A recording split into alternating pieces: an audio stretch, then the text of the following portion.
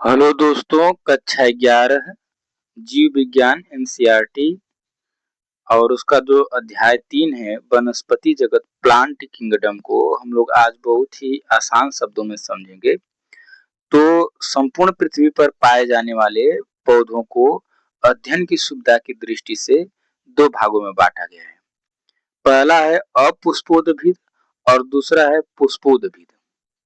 और पुष्पोद्भिद को पुनः तीन भागों में बांटा गया है: थैलोफाइटा, ब्रायोफाइटा और टेरिडोफाइटा। दोस्तों, कक्षा 11 की एनसीईआरटी में थैलोफाइटा जगत के अंतर्गत शैवाल आते हैं, तो उसी थैलोफाइटा की जगह पे शैवाल को ही दिया गया है। दूसरा होता है दोस्तों पुष्पोद्भिद। तो पुष्पोद्भिद को दोस्तों हम लोग जो है कि दो भागों में बांटे हैं: आवृत्त बीजी और अनावृत्त बीजी। पुष्पोद्भिद को दो भागों में बांटा गया है: आवृत्त बीजी और अनावृत्त बीजी, जिसे हम लोग जिम्नोस्पर्म और एंजियोस्पर्म कहते हैं। दोस्तों, तो आपके इस एनसीईआरटी में जो टोटल टॉपिक पढ़ना है वह 5 टॉपिक पढ़ना है। पहला है थैलोफाइटा, जिसे हम लोग शैवाल जगत कहते हैं। दूसरा है ब्रायोफाइटा, तीसरा है टेरिडोफाइटा और चौथा है जिम्नोस्पर्म और पांचवा है एंजियोस्पर्म। तो थैलोफाइटा के अंतर्गत शैवाल आते हैं, एल्गी आते हैं। और शैवाल की क्या विशेषता होती है दोस्तों कि शैवाल सरल, हरे तथा स्वपोषी होते हैं, भोजन स्वयं बनाने वाले होते हैं। ये अधिकतर जल में पाए जाते हैं। और शैवाल की विशेषता क्या है? इनमें क्लोरोफिल पाया जाता है।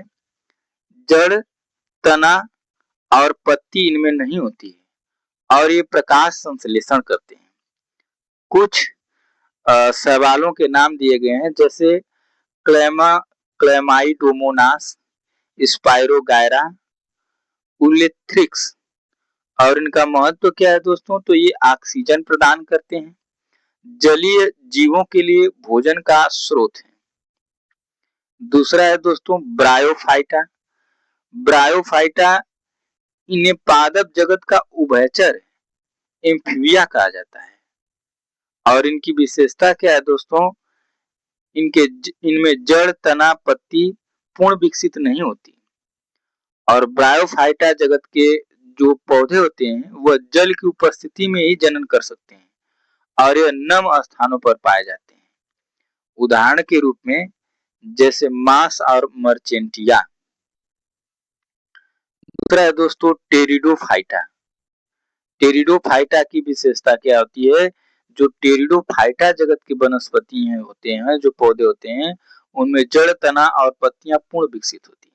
यानी टेरिडोफाइटा जगत के अंतर्गत जो भी पौधे, ऐसे पौधे रखे जाते हैं जिनका जड़, तना और पत्ती पूर्ण रूप से विकसित हो और इनमें बीज नहीं बनते।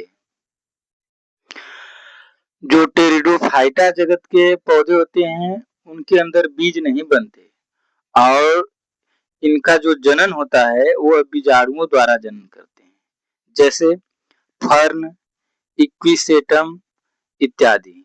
और टेरिडोफाइटा जगत के पौधों की विशेष महत्व क्या है कि यह प्रथम संवहनीय पौधे होते हैं। अगला है दोस्तों जिम्नोस्पर्म। और जिम्नोस्पर्म की विशेषता क्या होता है कि यह नग्न बीजी होते हैं, इनमें फल नहीं बनते और यह शंकु बनाते हैं। यानी जो जिम्नोस्पर्म के अंतर्गत जो पौधे रखे जाते हैं उनके बीज के चारों ओर कवर नहीं होते, यानी खोल, यानी उनके फल नहीं होता है, वो नग्न बीजी होते हैं। जैसे उदाहरण के लिए साइकस, पाइन, देवदार आदि। अगला है दोस्तों एंजियोस्पर्म। इनकी विशेषता क्या होती है कि ये पुष्पधारी पौधे होते हैं, यानी इनमें फूल लगता है। बीज फल के भीतर सुरक्षित रहते हैं, यानी जैसे जो फल होते हैं उनके अंदर बीज सुरक्षित होता है। जैसे आम हो गया, आम के बीज के चारों कवर पाया जाता है और जो उसका बीज होता है उसके अंदर सुरक्षित होता है। और जो एंजियोस्पर्म जगत के पौधे होते हैं वह पृथ्वी पर सबसे अधिक पाए जाने वाले पौधे होते हैं। जैसे उदाहरण के लिए आम, गुलाब, गेहूं आदि। अगला टॉपिक है दोस्तों हम लोग का एनसीईआरटी में पादप जीवन चक्र एवं पीढ़ी एकांतरण। पौधों के जीवन चक्र में दो अवस्थाएं बारी बारी से आती हैं। पहला होता है गैमेटोफाइट और दूसरा होता है स्पोरोफाइट। गैमेटोफाइट अवस्था में जो पौधे होते हैं उसमें युग्मक बनते हैं और स्पोरोफाइट अवस्था में पौधों में बीजाणु बनते हैं। इसी क्रम को पीढ़ी एकांतर कहा जाता है। अब दोस्तों एक नजर में हम लोग देखेंगे कि क्या क्या हम लोग पढ़े। तो पहला हम लोग का टॉपिक था थैलोफाइटा। थैलोफाइटा के अंतर्गत शैवाल आते हैं और जो शैवाल होते हैं वे सरल एवं जलीय पौधे होते हैं। दूसरा था हम लोग का ब्रायोफाइटा। ब्रायोफाइटा के अंतर्गत पादप जगत के उभयचर एम्फीबिया आते हैं। तीसरा टॉपिक था टेरिडोफाइटा। टेरिडोफाइटा के अंतर्गत प्रथम संवहनीय पौधे आते हैं। और अगला टॉपिक था हम लोग का जिम्नोस्पर्म।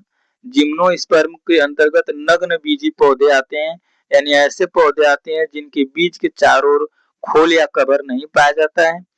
और अगला टॉपिक था एंजियोस्पर्म, फूल एवं फल वाले पौधे, यानी ऐसे पौधे जिनके बीज के चारों ओर कवर पाया जाता है वे एंजियोस्पर्म के अंतर्गत रखे जाते हैं।